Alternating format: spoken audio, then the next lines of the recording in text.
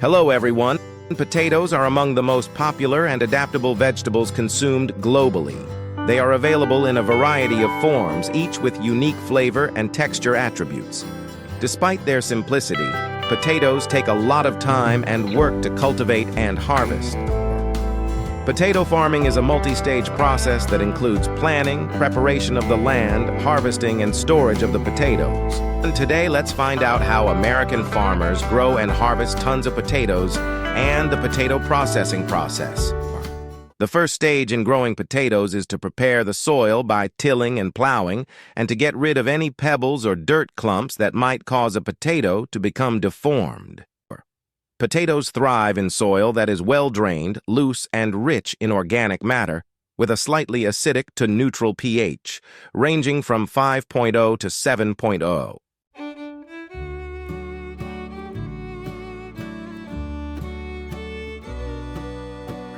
Before planting with a cart full of fertilizer, add organic matter such as compost or well-rotted manure to the soil.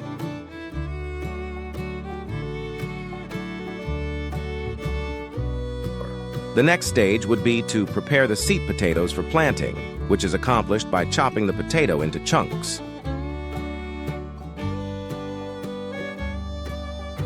After cutting, allow the seed pieces to air dry for a day or two in a cool, dry place. This allows the cut surfaces to callus over, reducing the risk of rot when planted. Then the potato seeds are put into the bucket of the seeding cart. The best time to plant potatoes in the United States begins in early spring, usually from January to March.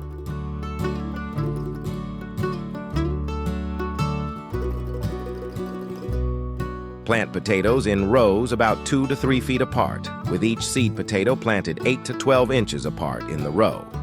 This distance allows adequate air circulation and room for the plant to spread. Modern tractor-mounted potato planters are capable of planting thousands of potato seeds per hour and 5 to 10 acres per day.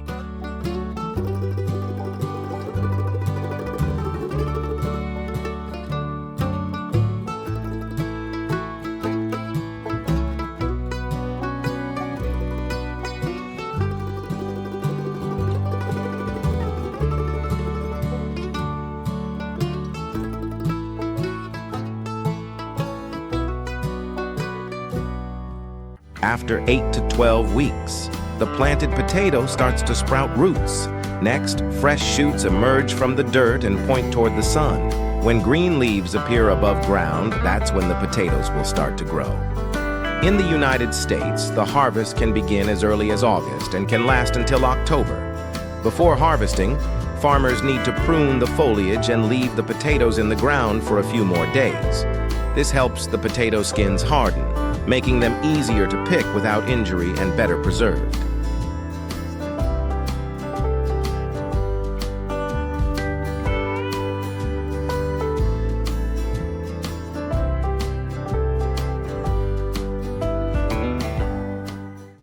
In commercial agriculture, mechanized harvesters are commonly used. These machines dig the potatoes out of the soil, separate them from the soil and vines, then load them into a trailer for transport. In 2020, potato production in the U.S. reached 20 million tons. However, the United States still must import a significant amount of potatoes each year to supplement domestic production and meet consumer demand. Most imported potatoes come from Canada, Mexico, and the Netherlands.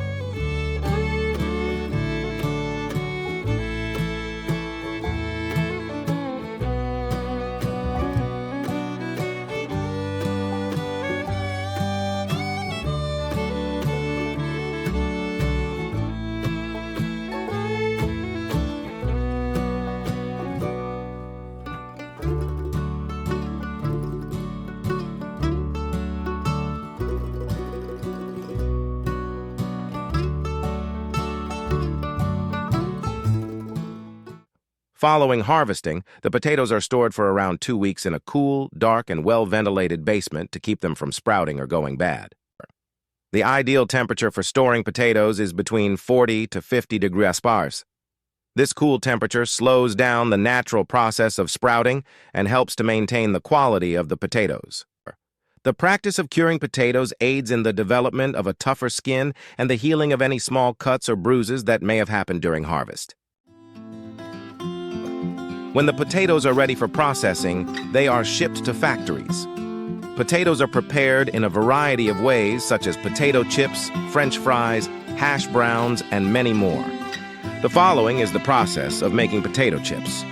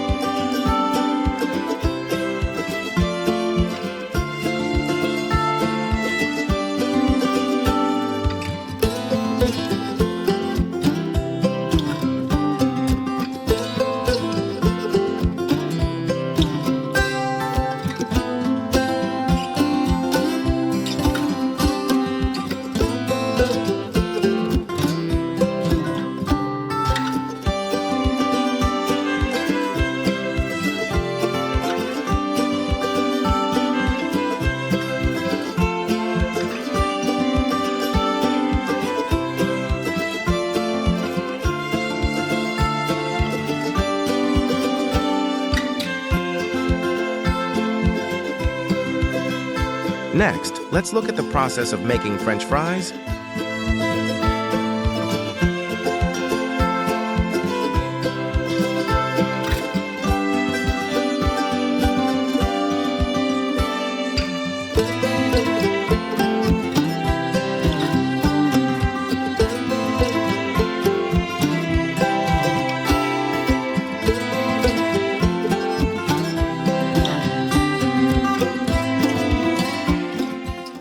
Potatoes being used to make shoelaces might sound surprising, but it's actually an innovative and sustainable approach to creating biodegradable materials. Potatoes can be processed to extract starch, which is then used as a raw material in bioplastic production. Unlike conventional plastics made from petroleum-based materials, bioplastics from potatoes are biodegradable. This means they break down naturally over time. Beyond shoelaces, potato-based bioplastics can be used in other fashion accessories and apparel, contributing to the development of eco-friendly and biodegradable alternatives in the fashion industry. How do you see this information? Please comment below to let me know. Goodbye and see you again in the next videos.